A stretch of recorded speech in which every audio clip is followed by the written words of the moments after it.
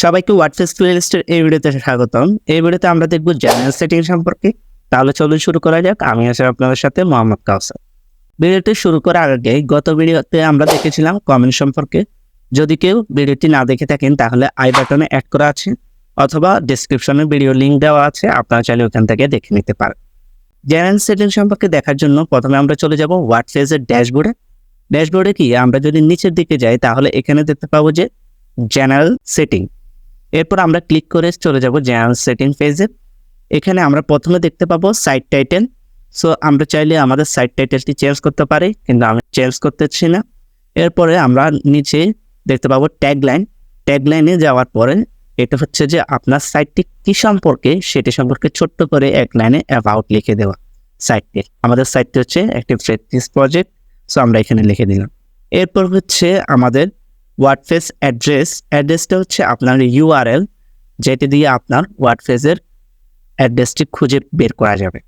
So আমরা এখন বর্তমানে এটি চেঞ্জ করতেছি না। এরপরে সাইড অ্যাড্রেস আছে, ওইটি আমরা এখন যেভাবে আছে ওভাবে রেখে দিচ্ছি। এরপরে অ্যাডমিনিস্ট্রেশন ইমেল অ্যাড্রেস আছে। এখান থেকে আপনি চাইলে যে অ্যাডমিন আছে বর্তমানে তার ইমেলটি চেঞ্জ করতে পারেন, তবে চেঞ্জ করার আগে আপনার কনফার্ম করে নিতে হবে যে আপনি কি নতুন কোনো ইমেল অ্যাড্রেস দিতে চাচ্ছেন কিনা। এরপরে আপনার এখানে আছে মেম্বারশিপ। সো মেম্বারশিপের এখানে গেলে আমরা দেখতে পাবো এনিওয়ান ক্যান রেজিস্টার, মানে হচ্ছে আপনার সাইটটিতে যে কেউ রেজিস্টার করবে কিনা সেটি এখানে আস্ক করতেছে আপনার। যদি আপনি এটা টিক চিহ্ন দিয়ে রাখেন তাহলে আপনার সাইটটিতে যে কেউ রেজিস্টার করবে, আর যদি টিক চিহ্ন না দেন তাহলে রেজিস্টার করবে না। সো আমরা আমাদের ক্ষেত্রে সবার ক্ষেত্রে আমরা মোটামুটি রেজিস্টার করেই আমাদের সাইটটি ভিজিট করলে বা আমাদের সাইটটিতে আসলে কেউ কোনো আমরা রেজিস্টার করিয়ে নিই। সো এই জন্য আমরা এটাকে টিক চিহ্ন রাখবো। এরপর নিউ ইউজার ডিফল্ট রুল আছে, ওইখান থেকে আমরা দেখতে পাবো যে 5টি ইউজার রোল আছে বর্তমানে: subscriber, contributor, author, editor, administrator. ঠিক আছে।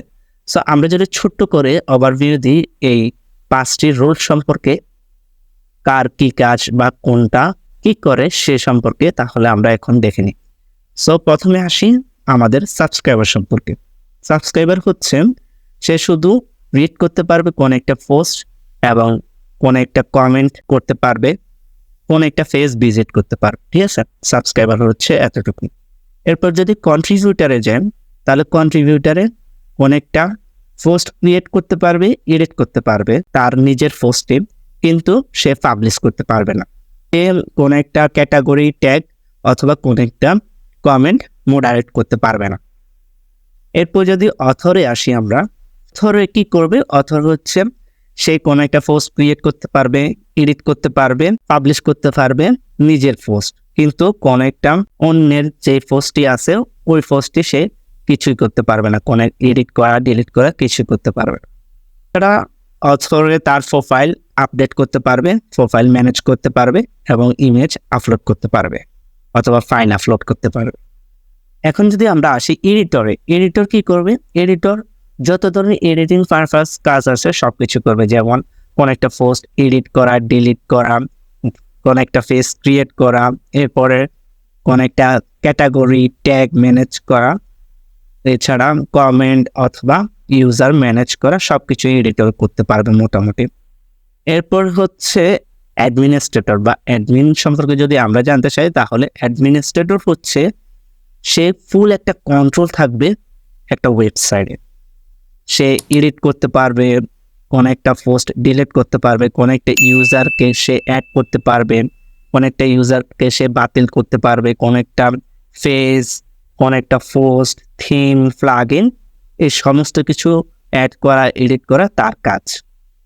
এরপরে সে যে কোনো ধরনের ম্যানেজ করতে পারবে সাইট সেটিং সম্পর্কে। সো আমরা মোটামুটি একটা ধারণা পেলাম এই 5টি রোল কি করে আসলে। সো আমরা বেসিকলি ডিফল্টভাবে রাখবো হচ্ছে সাবস্ক্রাইবার। কোনো একটা নতুন ইউজার যখন আমাদের এখানে আসবে তখন আমরা এটাকে সাবস্ক্রাইবার হিসেবে রাখবো। সো এরপরে আমরা দেখতে পাচ্ছি যে সাইট ল্যাঙ্গুয়েজ, এখন আমরা বর্তমানে ইংলিশ রাখতেছি, আপনি চাইলে এখান থেকে ল্যাঙ্গুয়েজ চেঞ্জ করতে পারেন, বাট আমরা ইংলিশ রাখতেছি। টাইম জোনটা যেহেতু আমরা +6, সো আমরা 6 রাখতেছি।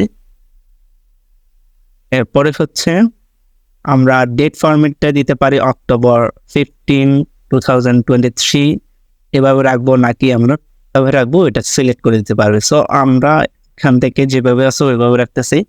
টাইম ফরম্যাটটাও আমরা এখানে যেভাবে আছে ওইভাবে রাখতেছি। এরপর উইক স্টার্ট অন, সো আমরা দিতেছি হচ্ছে সানডে থেকে উইক স্টার্ট হয়, ঠিক আছে। সো মোটামুটি আমাদের জেনারেল সেটিং এতটুকুই। এরপর আমরা সেভ চেঞ্জেস ক্লিক করলেই আমাদের এটি জেনারেল সেটিং সেট হয়ে যাবে। সো আমরা দেখে নিলাম জেনারেল সেটিংয়ে কি করা যায়, কিভাবে আমরা জেনারেল সেটিং অ্যাক্সেস করতে পারবো, কোন একটা জিনিস চেঞ্জ করতে পারবো। যদি ভিডিওটি ভালো লেগে থাকে অবশ্যই লাইক কমেন্ট করতে ভুলবেন না। যদি ভিডিওটি মনে হয় যে কারো উপকার আসবে তাহলে শেয়ার করে দিবেন। আর অবশ্যই আপনার মতামতটি বা কোনো প্রবলেম থাকে কমেন্টে জানিয়ে দেবেন। ভিডিওটি দেখার জন্য ধন্যবাদ।